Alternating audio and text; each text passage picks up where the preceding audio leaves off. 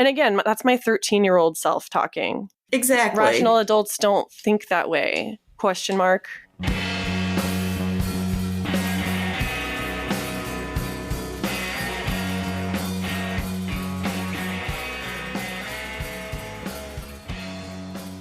Ow. No. Are you okay? Oh, Lauren's here. Okay, I have my headphones in now. I was like, are you okay? How long have you been there? Just a minute. I just heard you come in, crash, and go, ow!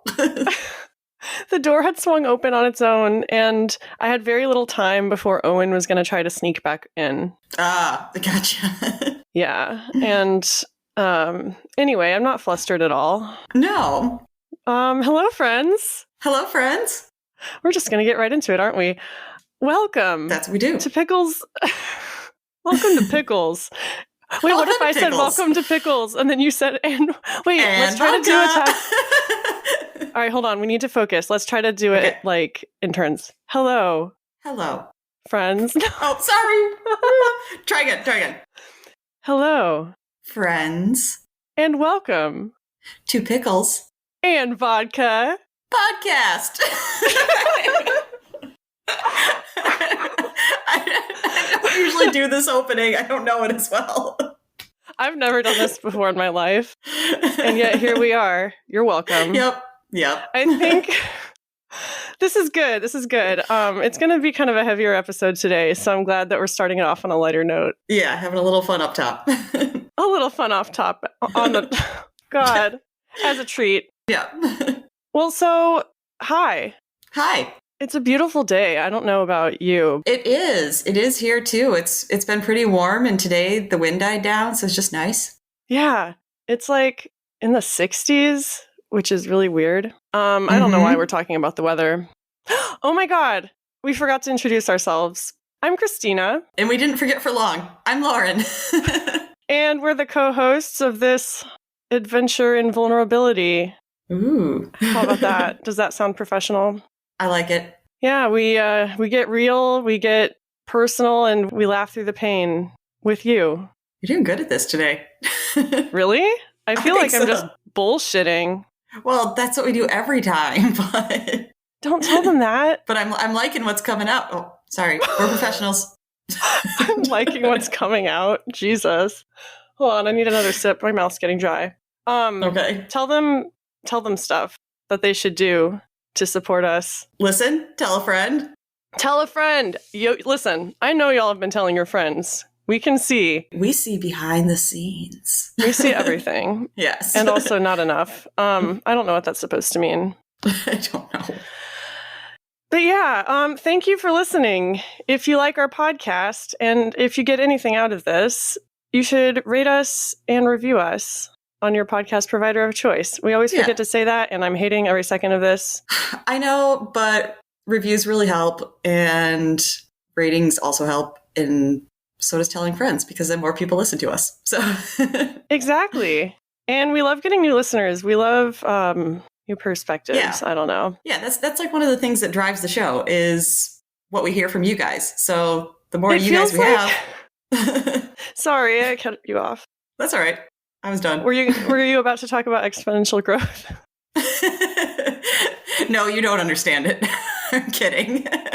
I was going to say that it's like making new friends. When we meet new people through the podcast, even if it's just a comment on our Instagram, it does feel like getting outside of our bubble for a second and like engaging with the world in whatever small parasocial capacity.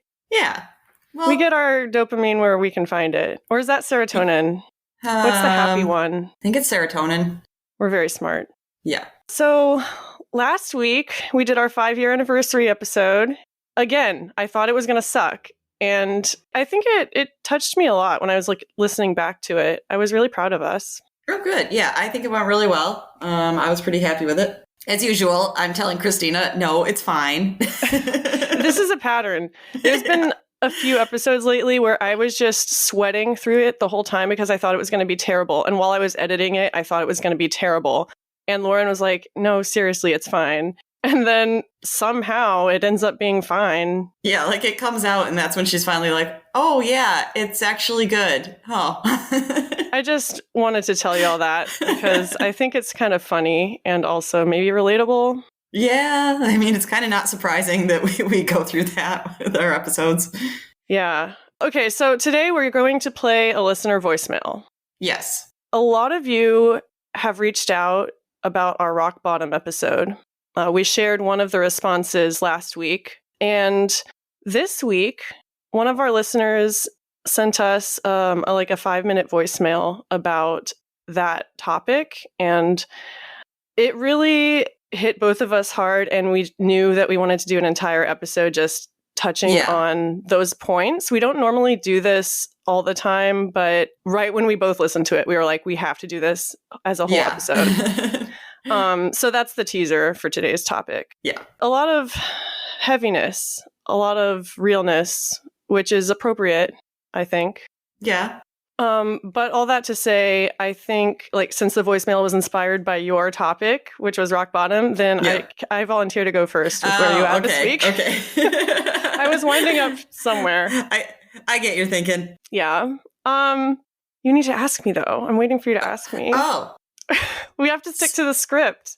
So, Christina. Yes? Where are you at? Oh, well, let me tell you. I've been feeling very isolated this week.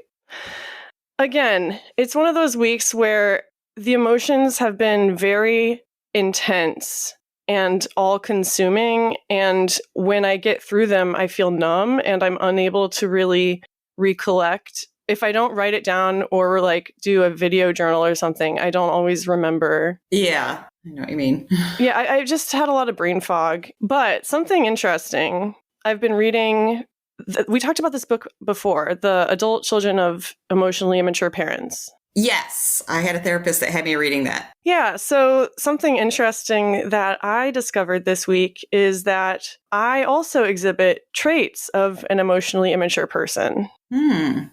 For instance, taking things personally, kind of getting stuck in my head and thinking the whole world revolves around me. Mm-hmm. It's not that I do that intentionally, but I recognize a lot of that in me. Well, no, and I don't remember. I didn't get through it all. I don't remember if they really touched on that in the book. But as you were saying that, I'm like, well, of course it makes sense because that's an in general thing. Kids, their parents are the only role models they have for a while. So if that's what you saw growing up, of course. Well, and I know that from what I've heard about my mom's parents, they were pretty rough to grow up with as well. Yeah, I think I remember you saying some stuff about that before. Yeah, I think she talked about it briefly on episode 9 or something. Yeah, I was going to say, I think I listened to one of the episodes she was on and heard the story too. Yeah, but all that to say, it is a cycle. And I'm just now realizing that I have a lot to work on in that department. So all this to say, she's looking for a new therapist. No, I really am. I am. No, I found 3 candidates in my area. Not super excited about any of them. Mm-hmm. I know that I need to be looking for a therapist, but I really don't want to.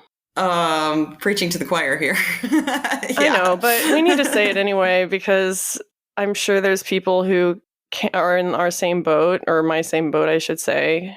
You're still with your therapist, right? I am as of today, but my goal before the next appointment is to say I'm done. Really? Yeah.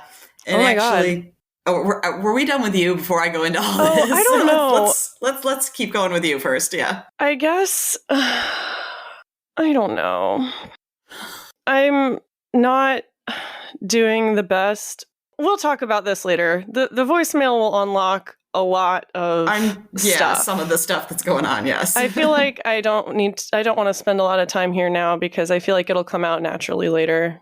That's fair. I do feel good this morning because I had more than 5 hours of sleep last night and I ate a good breakfast. Oh, okay. So I feel pretty good. Who knew that would do it? I know. It's like people have been telling me that for years. Lauren, where are you at? Well, I guess, yeah, let's just jump into, I am also looking for a new therapist. High five. And it was funny. Yeah. Virtual high five. I actually did it. I'm so pathetic. It was funny when you said that, because the first thing I thought was like, oh yeah, I've got 3 options too. My, it's the point Welcome to my world. The point where words fail me. It's different when you're in the spotlight, isn't it? Yes. So you're looking for a new. Well, she knows that you're ending your sessions, right? No. No, that's why I said that's what I gotta like kick myself in the butt and get myself to do. And I'm not too concerned about that part. Like, I would be more so if I didn't also have what I feel like is, because even though any therapist who is decent will tell you, you know, like, if it's not working, then go ahead and end it. I won't be offended. That's, you know, what you're supposed to do. But I'm still going to feel like, oh, I don't want to make her feel bad. Well, and maybe that is a sign that you're not done with therapy. Like, you're done with therapy with her, perhaps. But I mean, we both need to be in therapy. It's obvious. Yeah. I've just been back and forth on whether I think she's a good fit or not. But I think what's really driving it home is because of schedule changes for both of us. The only options that I've had recently is her office is at most 10-minute drive from my work. And I have been sneaking out on my lunch break on Mondays or Wednesdays, depending when she can get me in, and going at noon. And technically, I end up extending my lunch break by 10 minutes that way. And I hope that nobody notices. And it's always super stressful because, you know, it's like, I got to be like out there, like now. I don't have an extra second. And that's no state to be in therapy, though, when you're worried about being late at work. I wouldn't be able to concentrate. Yeah. And since it doesn't seem like we're able to schedule a different time without me having to do something like actually take extra time off work, which I'm not willing to do, the scheduling's just not going to work. Here's what I think. I think that whoever needs to hear this, it is okay to switch therapists because of scheduling. Yes. If you haven't heard, I just did that very thing a few weeks ago. I mean, there were other reasons, but the biggest reason was she just kept having to switch around the schedule, and it was very stressful for me, and I started dreading it. And that's no state to do therapy in. And she's a great person. We had some really good moments, but that is a totally valid reason to quit therapy. I just felt like I needed to say that. And no, that's good, because there was, you know, like a past one for me as well that I actually felt like when I'd have appointments, I felt like I was getting a lot of good work done, but she was one that was canceling half her appointments. And sometimes she would cancel them, you know, something like 2 hours before the session. And oh God, yeah, mine did too once. Yeah. And so that's getting the same way. It's kind of like when you've built it up because, you know, like, man, I really need this therapy session today. And I'm actually like ready to talk about all of this stuff. And then you start like getting anxiety like 3 hours before, like, is she going to cancel? Oh no, yes. I can't. I'm ready for that. I'm ready to go. Yeah. Oh, I feel your pain. Yeah. So yeah, I agree. If something with, you know, scheduling is causing more stress than the therapy is helping, then yes, that's a reason, even if it is a good therapist. My dietitian, who I've been with for a while, has been very helpful in a lot of ways. I talked to her about switching therapists, and she actually said, based on the work that we're doing, she's like, I really think that you need somebody who does somatic experience, because especially like body image has been the huge sticking issue recently. What exactly is that? I don't totally know. I told her, you know, like, I'd had therapists in the past I know that did it, but they were ones where it's like, I saw you for a couple months and we started to get into it and then you disappeared. So I was like, I have experience with this, but not the best, because it would just like abruptly get cut off when I'm doing work. And oh yeah, was that the same stuff you were doing in the car that one time with the swaying and like the... That might have had to do with it, or something similar. It's one of those things where it's just kind of like recognizing like emotions and how they show up in your body and things like that. Therapy-mn.com says, somatic experiencing is a body-centered approach to treating PTSD that, rather than focusing only on thoughts or emotions associated with the traumatic event, expands to include the natural bodily, aka somatic, responses. That's it. Like, I feel like it has kind of like a loose relation, or at least it's in the same general family as things like EMDR and stuff like that. I've also wanted to try that. Yeah. Therapy just sounds like such a luxury item right now. I know. Well, that was something else I said, because for whatever reason at work, our health policy renews in February instead of January. So I have an extra like month and a half. And that's what I was saying, is I was like, if I can get in with a new therapist before a month and a half, I've paid all my out of pocket for the year and everything. So it could be free to try them out. Yeah. So I'm kind of like, want to get this going. Definitely get it going. We know that it's easy to lose momentum. How do you feel about transitioning into the voicemail now? Totally ready. Do you want to give a brief summary of who this listener is? Yeah, though I think some of that will come up in the conversation too, because she mentions it. But this is my friend Heather. She has left voice messages before, but not for a while. And she is one that I knew through the eating disorder focus board that I was on for a while, that was like my Band-Aid to help with the fact that Live Journal was failing. But it's say that again, your Band-Aid to help now that Live Journal was failing? When Live Journal was failing. Like when I was losing Live Journal, then this is what I turned to. And this is the one that when it like started like falling apart, that's how I ended up on Peach to find Got it. I just wanted to hear you say it again. I liked it. It's my in-between support system. In-between support system. Yes. Maybe that'll be the title of the episode. Nice. Who knows? Sorry, I'm derailing the conversation.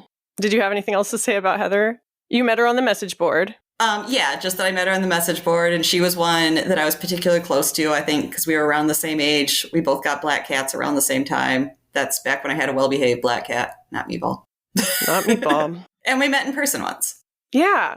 So we love Heather, and this voicemail is about 5 minutes long, maybe a little longer. It's very real. So... Yeah, it was funny. By chance, we were both watching it come in. Yeah. Because she was leaving it on our Instagram, and, Christina was getting the notifications, and I just happened to be on Instagram, and they were popping up, and she's like, Heather is leaving us voicemail after voicemail. I'm like, I know, I'm watching as it happens. I'm so fascinated. But then we both listened, and we're like, yeah, this so needs to be heard and talked about. Yeah. So without further ado, I guess, this is Heather. Okay, so right now I'm going to be a little late to the game. Sorry. I am way behind on all of my podcasts. I am responding to Chasing Rock Bottom. That shit really hit for me. Like, oh my God. The whole episode, I was just kind of nodding my head and being like, what the fuck? Yourself. This is Heather. This is Heather, by the way. I'm very sad that I have not listened to Orion's co-host, Heather's movie review, because I'm a Heather. Like, what the fuck? But I'll get there. So I have had a horrible year. Like, it's been the worst year I can recall. The worst maybe 2 years I can recall out of my entire life. But this one's taking the cake in my adult life as a mom and a wife and a person who works 40 hours a week and a friend and just a person trying to survive. It has taken a toll. I have reverted to coping mechanisms like my eating disorder and substance abuse, and I go to therapy every week. I am doing my best, I think, with what I have, but, sometimes it feels like you're not really doing your best because I'm a perfectionist, so I have to, really be shitty on, the things I'm doing, so that's what I'm doing. My kids are safe, they're healthy, they're schooling from home, they're mentally okay, they know they're loved. I have just had a really hard time with regulating my own emotions. As a person who has CPTSD and trying to navigate trauma therapy and EMDR and all the stuff, and just like trying to work and being sober and then not being sober, then being sober, then not being sober, and purging, then not purging. Like, it's just a whole fucking ordeal.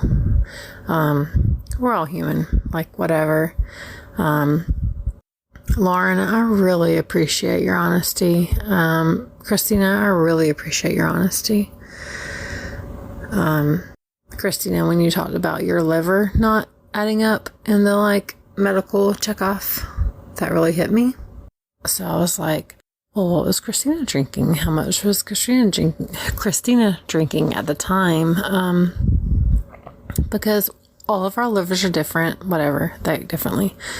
And you can play this on the air. I really don't give a shit. Like, I'm just talking to y'all as like vulnerable people. Because what are we if we're not vulnerable, right? I mean, I have only a handful of friends that I can just call and tell them all this bullshit. So, I think all really matters to me is that my kids are okay. And my kids are okay. But the fine line of walking, chasing rock bottom was something that really spoke to me. Because I have not really thought of that in that sense.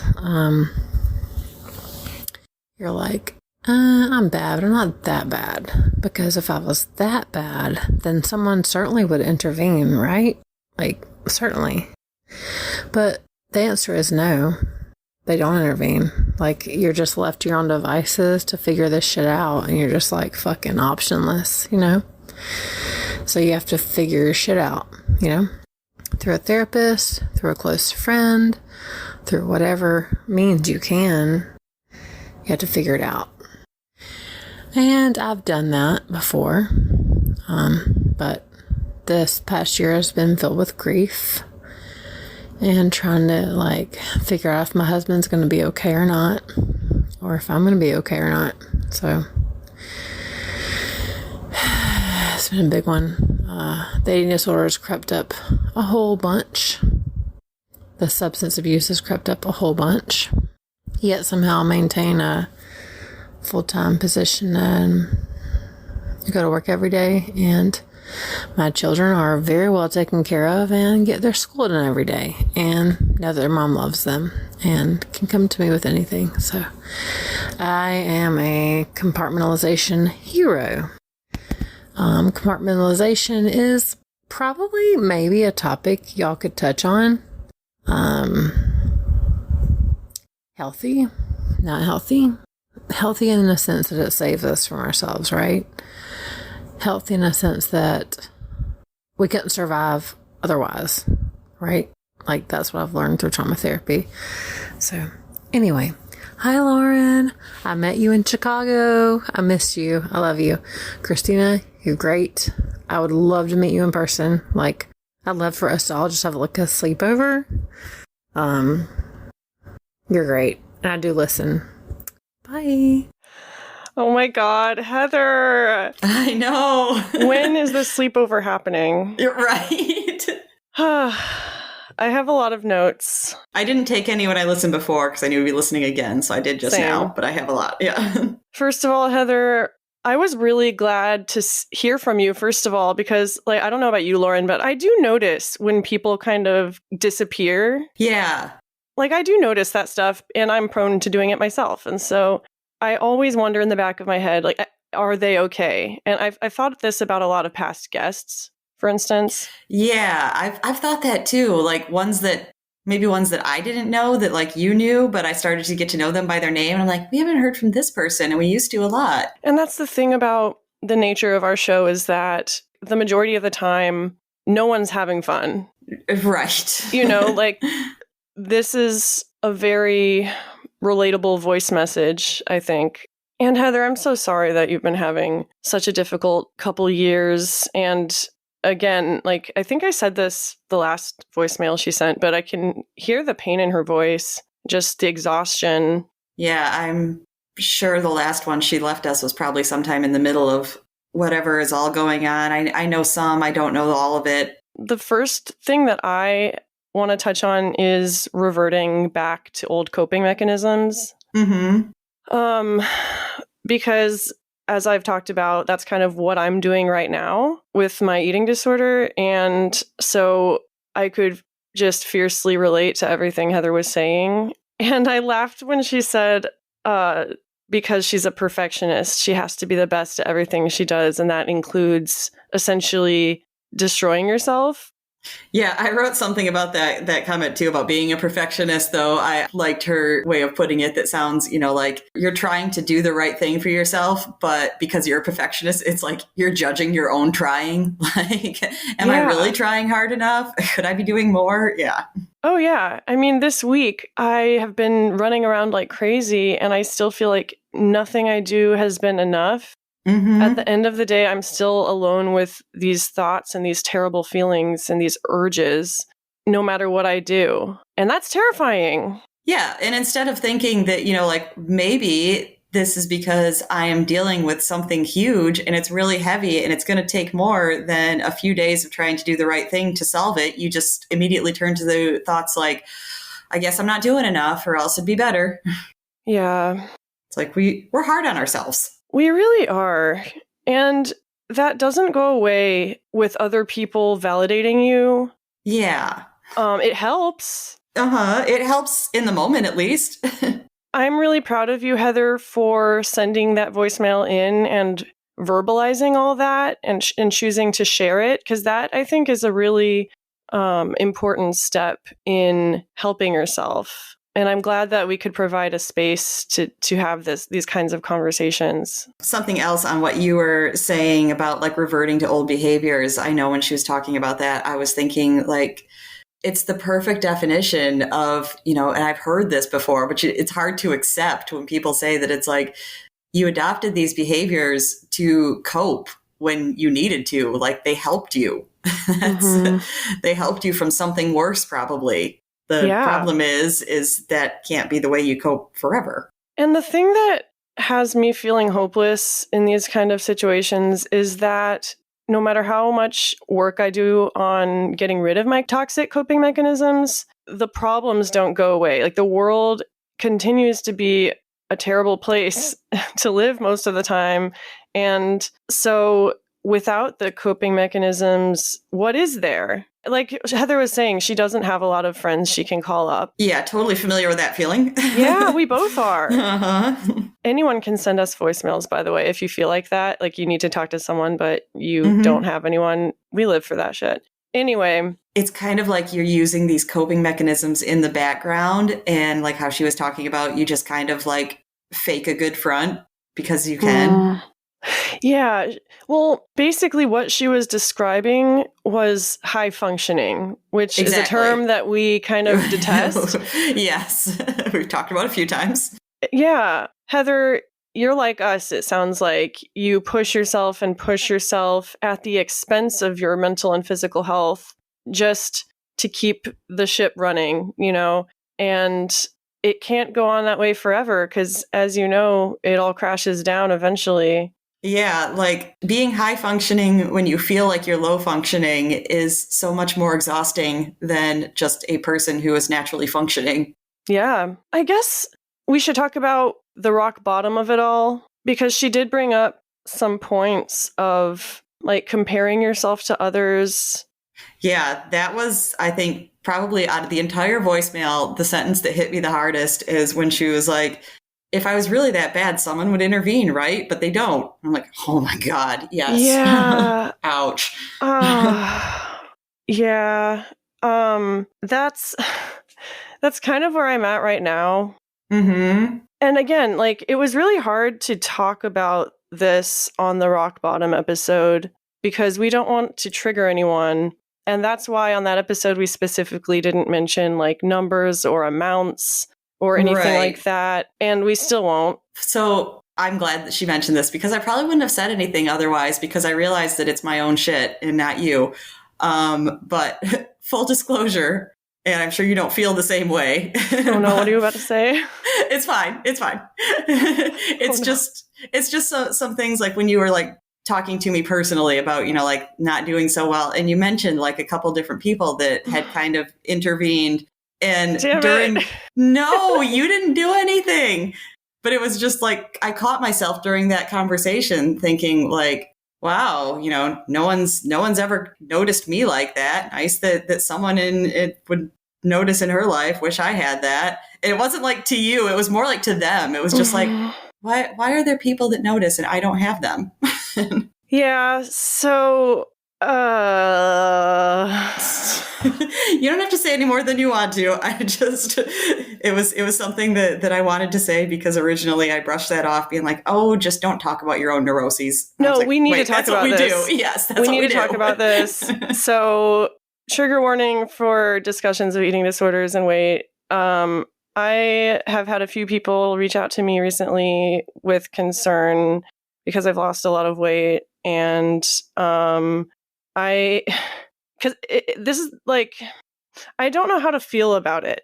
I feel validated as shit. Obviously, this is what we talk about all the time. We wish people would do this for us. Mm-hmm. So when this is like the first time it's actually happened like this to me. That's something I was wondering just now, because I know obviously you've been through this before and you've gotten to very low points before. And if nobody noticed then, do you kind of feel like, guys, maybe this is too little too late?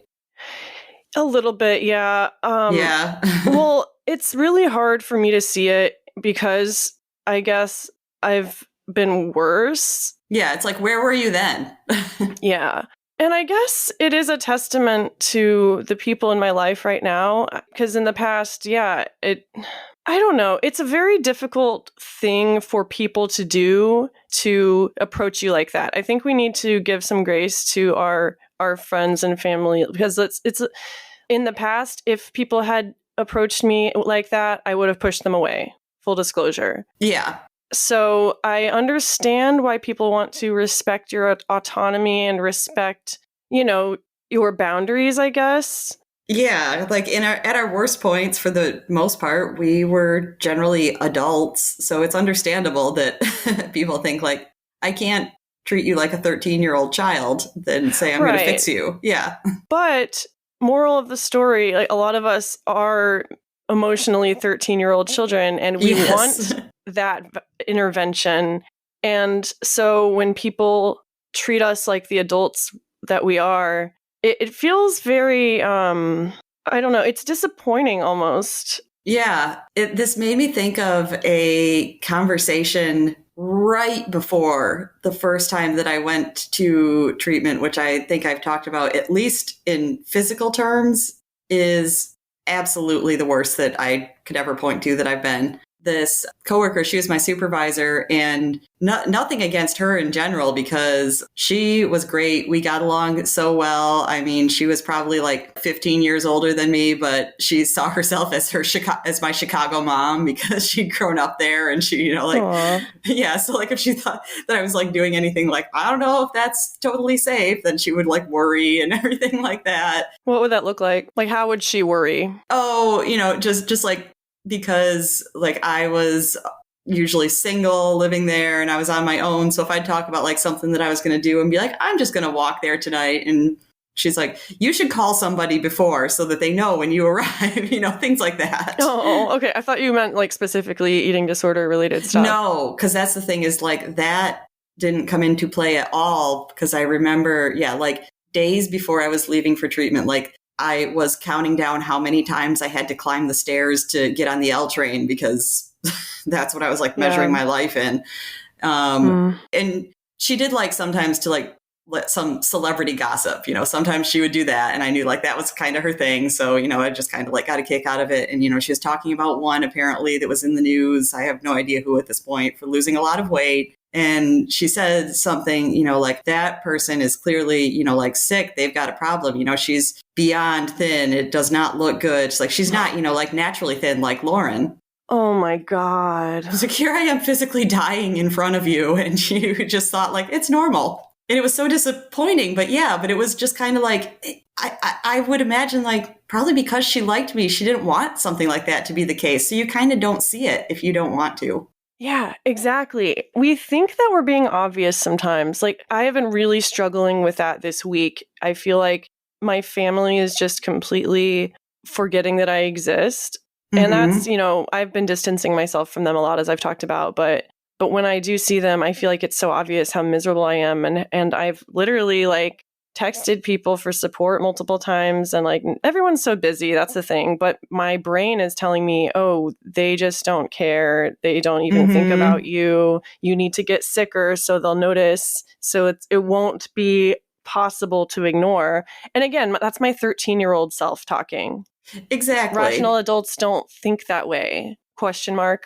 You're right.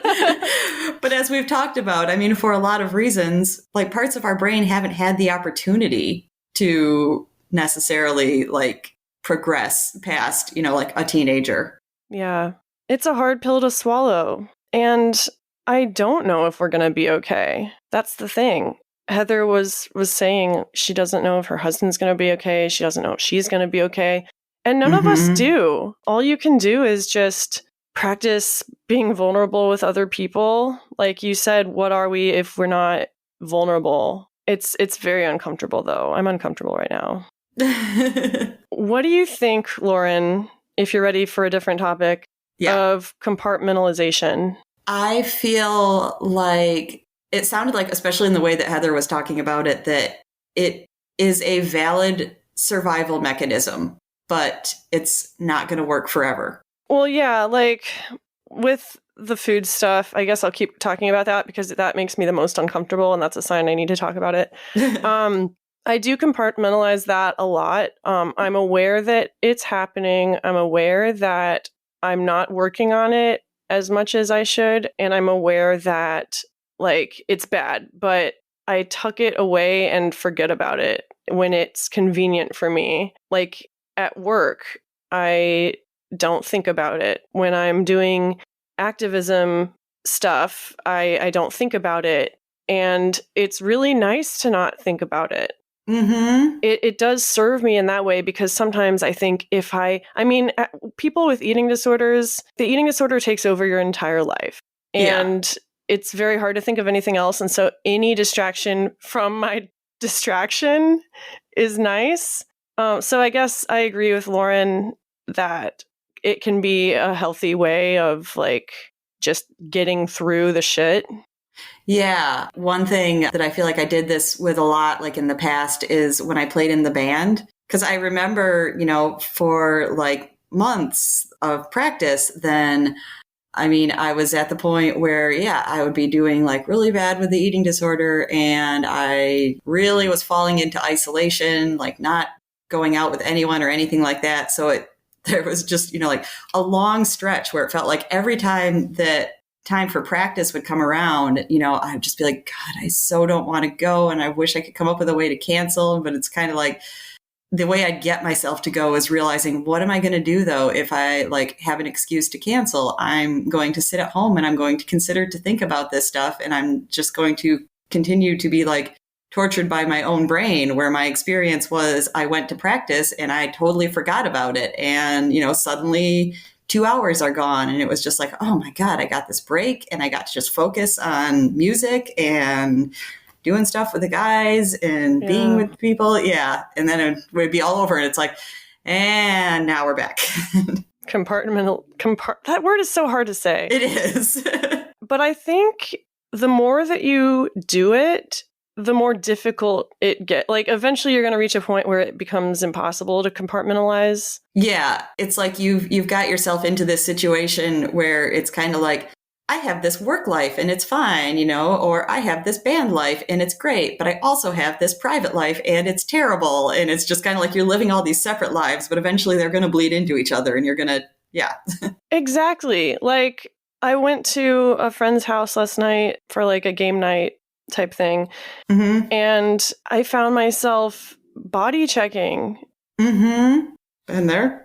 And just thinking about all that stupid shit. while I was trying to be present with these people, but I was experiencing like physical hunger. I was experiencing like dysmorphia and all this stuff. It was impossible for me to compartmentalize. Yeah, you reminded me as you were talking about that. Like, I have been in social situations thinking it's going to be fine, and because of the eating disorder, been in like a bad physical state, or like the anxiety is creeping up or something like that. And it's like, I can feel it. Like the memory of just like sitting in that situation and knowing those are creeping in and just being like, stop it, stop it, stop it, stop it. Yeah. Like I'm literally trying to listen to the words that are being spoken right in front of me. And I'm thinking about like my wrists or something like that. Like, it's so fucking dumb. But that story does have a happy ending. Oh, good. We need those. Yeah. I ate something there, and that kind of shut up the thoughts for a while, at least. And lo and behold, it worked. Well, yeah, like, but I'm not always able to do that. I'm trying to be better at it. Like, I couldn't keep compartmentalizing. I just had to face it. Yeah. Like I said, it was all going to collapse on you if you didn't. I don't know if that's helpful. I don't really know. I don't know, but it's hopeful. Yeah, it's hopeful. Like, there is hope for me. There's hope for you. There's hope for you, listener. Yes. It's just really hard. Mm-hmm. It's really hard. We're right there with you, Heather. Did you have anything else you wanted to discuss from her voicemail? I don't know what all to say about this, but it just kind of like popped up and related to where we found each other.